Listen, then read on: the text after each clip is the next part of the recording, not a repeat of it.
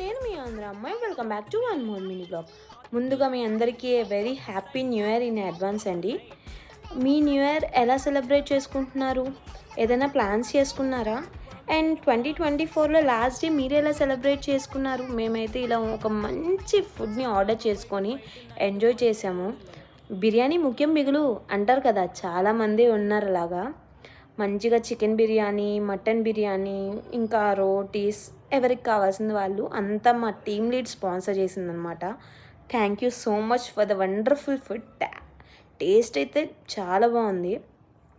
మంచిగా food enjoy చేసి next year నుంచి అయినా కొంచెం మంచి ఫుడ్ తీసుకుందామని హోప్ఫుల్లీ అనుకుంటున్నాం.